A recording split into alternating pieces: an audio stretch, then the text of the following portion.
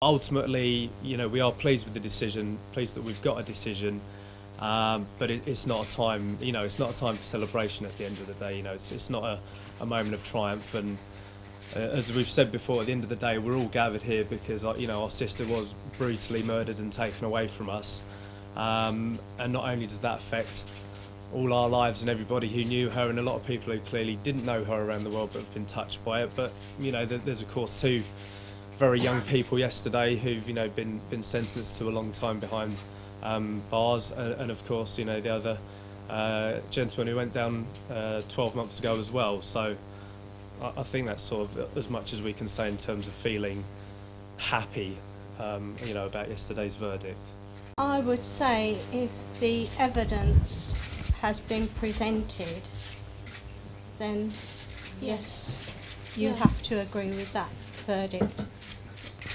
The compensation that we've been awarded and that's been part of our civil case is not the same as you would have in a UK case, for example. It is more to imply the severity and gravity of the case, to add weight, and it's symbolic in that respect.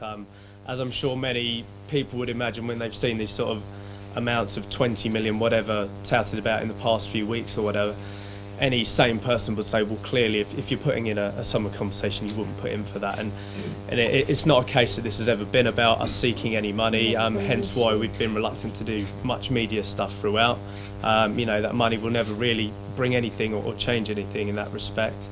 Meredith still leaves quite a big hole in our lives. Yeah.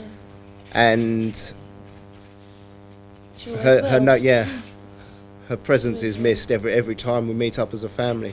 So. But we are very lucky that we have a lot of memories, and we stay in touch with all of her friends and learn more about her that way as well. So she's still very much a part of our lives, and she always will be. And for us, we don't want to. Everyone in the room here obviously associates Meredith with a tragic event, but we would prefer not to remember her in that way. So we would like to sort of concentrate on the 21 years that we did have with her. Yeah, she's still in our family.